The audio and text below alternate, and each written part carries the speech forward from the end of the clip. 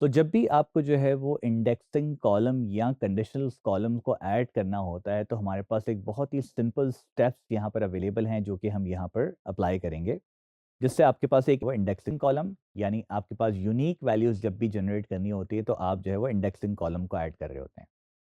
Conditional column हम तब add करते हैं जब आपको जो है वो कुछ कंडीशनल बेस कॉलम्स बनाने होते हैं कि अगर ये कंडीशन हो तो ये ऑप्शन हमारे पास अप्लाई हो जाए। तो आइए देखिए इसको किस तरह से अप्लाई कर सकते हैं।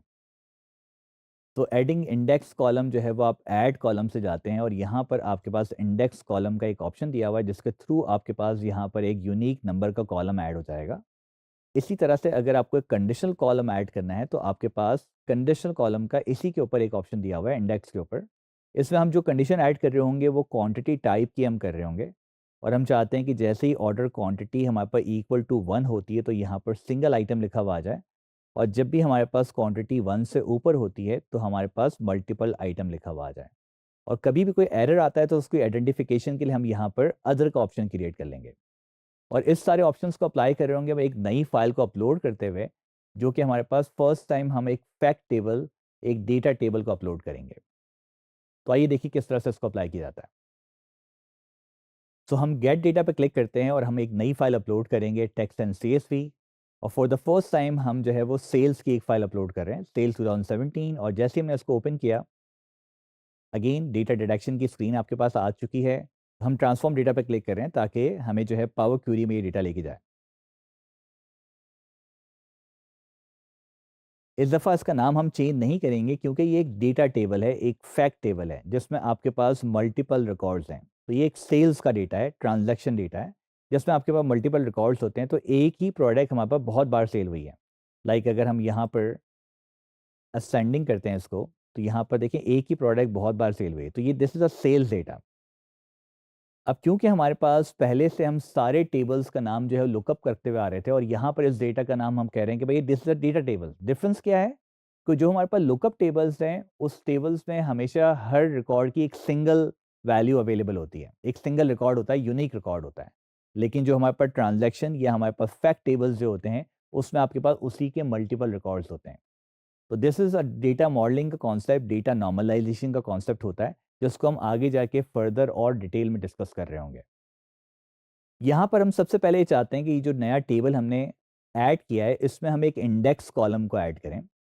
तो हम ऐड कॉलम पे क्लिक करते हैं और यहाँ पर हम इंडेक्स कॉलम यहाँ पर ऐड करें। इंडेक्स कॉलम के जैसे ही आप इस ड्रॉप डाउन को क्लिक करते हैं तो there are few options available कि आपको इंडेक्सिंग 0 से स्टार्ट करनी है, 1 से स्टार्ट करनी है या किसी कस्टम नंबर से स्टार्ट करनी है। नॉर्मली हम 1 से स्टार्ट कर रहे होते हैं तो फ्रॉम 1 हम क्लिक कर देते हैं। जैसे हमने फ्रॉम 1 क्लिक किया, बिल्कुल एंड में आपके पास एक इंडेक्स कॉलम आ चुका है। हम चाहते हैं ये इंडेक्स कॉलम बिल्कुल स्टार्ट में आ जाए, तो हम राइट क्लिक करते हैं, मूव पे क्लिक कर देते हैं और टू बिगनिंग पे हमने क्लिक कर दिया। तो ये एक इंडेक्स नंबर बन गया जो कि यूनिक वैल्यूज़ को जनरेट कर रहा है हर रॉ के लिए। तो फिलहाल तो हमें इस प्रोजेक्ट के अंदर इसको यूज़ नहीं करना है, लेकिन just for the additional option कि आपके पास ये ऑप्शन अवेलेबल है और कभी भी आपको यूज़ करना हो तो आपके पास ये ऑप्शन ऐड कॉलम में अवेलेबल है। इसी तरह से हम एक कंडीशनल कॉलम बनाना चाहते हैं और हम चाहते ही हैं कि हमारे पास जो ये ऑर्डर क्वांटिटीज़ हैं, तो इसमें जो हमारे पास ऑर्डर क्वांटिटीज़ हैं, जब भी हम इस फ़िल्टर को क्लिक करेंगे तो ये हमेशा कभी भी पूरा लोड नहीं करता है। मेमोरी बचाने के लिए आपको हमेशा लोड मोर क्लिक करना पड़ेगा।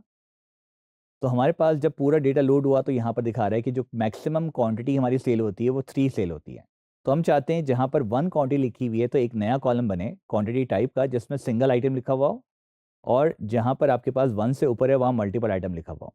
ऐसा हम क्यों करना चाह रहे हैं क्योंकि क्लाइंट हमारा जो है वो चाहता ये है कि हमारे पास सिंगल आइटम कितने सेल होते हैं और मल्टीपल आइटम कितने सेल होते हैं, एक डेटा एनालाइज करना चाह रहा है वो। तो हम यहाँ पर इसका एक कंडीशनल कॉलम बनाते हैं, conditional column, add column, conditional column. और इसका नाम क्या होगा, हमने इसका नाम रख दिया क्वांटिटी टाइप।